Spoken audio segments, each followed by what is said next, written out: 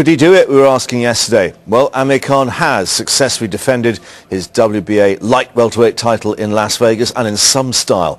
The British boxer beating Marcus Maidana on points despite knocking him down in the first round. Joining us once more, Frank Wiechula, sports reporter for the Daily Express, and Charlie with us as well. And it went the full 12. We were asking, did he have the chin to withstand it? He proved it, isn't he? Proved it right on both counts. I mean, they're calling him King Khan in America, and that's his crowning glory so far.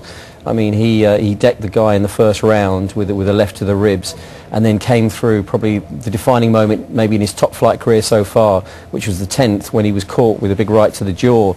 I mean, everyone wondered, would he be able to survive such a big punch, such an onslaught? Because the guy tried to take him out, and he did. He sort of survived and carried on and came through in the 11th and then hung on for the end. But it's one of those occasions where you think this is a defining fight, a defining moment, and he's proved what many people thought he didn't have, which is a strong chin. What has he improved since that knockdown in the first round 2 years ago against the Colombian Breidis Prescott? Well, two things crucially, Charlie. His defence and his confidence. I mean, he went to America, joined the top trainer in the world, Freddie Roach, trained at the Wild Card. I mean, the first thing Freddie Roach did when he went there after being knocked out by Breidis Prescott was put him in the ring and sparring with Manny Pacquiao, the best pound-for-pound fighter in the world. He was able to handle that, and that gave him confidence.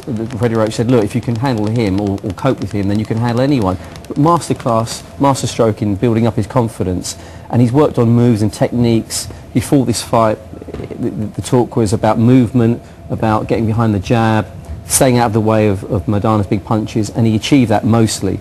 But it's that aura of being a champion and being able to compete at the very top level, and he's proved that now. So what does this mean for his career now, particularly in the States? Well, in the States, they hate negativity. They hate boring fights, and this was anything but. You know, knockdown at the beginning, being wobbled late on. He finished it strongly, and they like action fighters. They like people who provide some thrills and some spills, and he did that.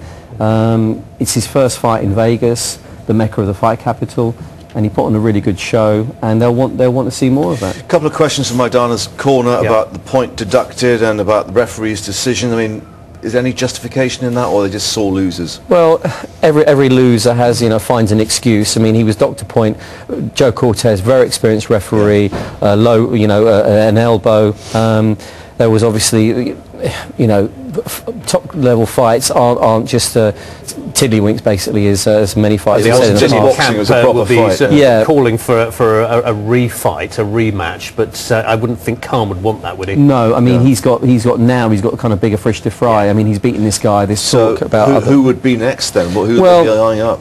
Well, there's a few options, obviously, now, because he's the champion and because he's won. There's talk of, I mean, Khan before the fight said he wanted to fight again in England, in Bolton, his hometown, probably in March.